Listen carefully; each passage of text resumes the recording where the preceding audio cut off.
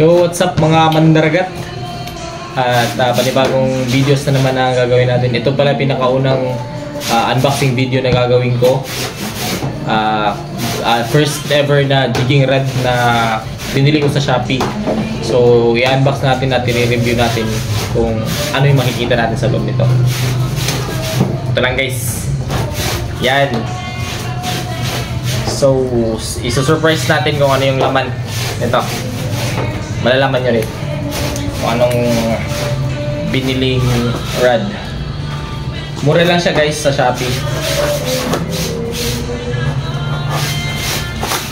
Rate natin yung pagkakaano nila, pagkaka-wrap nila. Wala naman akong problema as long as walang ano. Ito. Walang defect o kaya travel defect.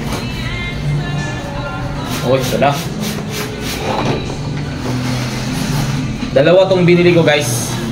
Nandiyan ko talagang dalawang bilhin kasi tag-isa kami ni Papa. Kasi magji-jigging daw kami.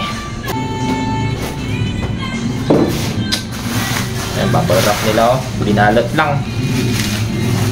Bubble wrap. Bigyan natin kay Abby. Wow! So, tignan natin. Tignan guys oh. Old Captain 1.6 cm. Ito lang yung haba niya. Tignan natin. Uy, nakabalot pa yung tip niya sa dulo. Wow. Solid. Solidong-solido. Akala ko may butas siya dito. Wala pala. Naka-close. Close yung buto. Ano yung naka-close na talaga siya. Ba't ang liit niya? Oh, wait. May ito na yung tip lang yan. Ito tip lang yan. Tapos ito ang kanyang handle. Wow! Shining, shimmering. Enya. NYA. So, dito yung tatali yan guys. Pang emergency. Pang ano. Tawag nito. Yan o. Solido. So, tignan natin yung ano niya. Yung low weight niya is 50 to 350 grams. Tapos yung line weight niya is 15 to 40 pounds.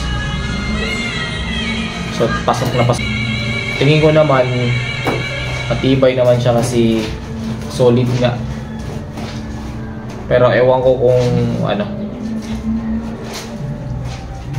Tignan na lang natin pagka ma-field test to. Kaya tignan nila yung isa.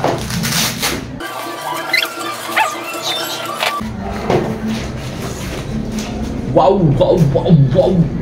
Matagal ko na ito talagang tinitrip yung ano, Old Captain guys. Although may ano na siya, mura lang. Tapos nakikita ko rin naman sa YouTube na may mga anglers tayo dyan na ano, bumibili pa rin ng mga Old Captain. Tsaka recommend din nila to sa mga nagtitipid. Yung ano lang, kaya lang, pasok lang sa budget nila. Tsaka ano naman din, tested naman din yung tibay ng Old Captain. Subukan natin ikabit sa reel ni Papa. Yung reel ni Papa, Mitchell. Yung gear ratio niya is 4.9 by 1 ba ito? 4.9 by 1. Tapos yung line capacity niya is 330 meters sa by ano 0.35 mm. Tawag ba ito? Yan ba yung pag ano niyan? Paano na, burado na yung ibang ano niya. Compact silver.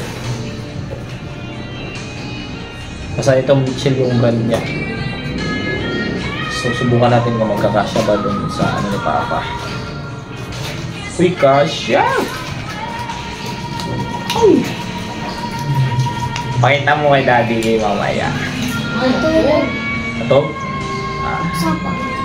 Wow! Ang ganda tignan. So, medyo ano lang guys, mabigat na siya. Medyo mabigat-bigat na siya kanina. Sabayan pa ng malaking reel. Medyo mabigat. Pero kaya yan. Buhay mandaragat. Yan. Goods. Ang ganda ng itsura. Yan. Old Captain.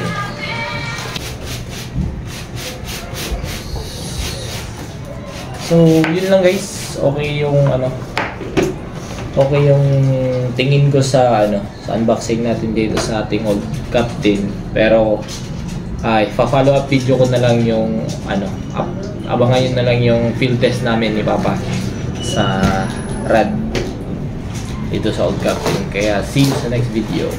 God bless.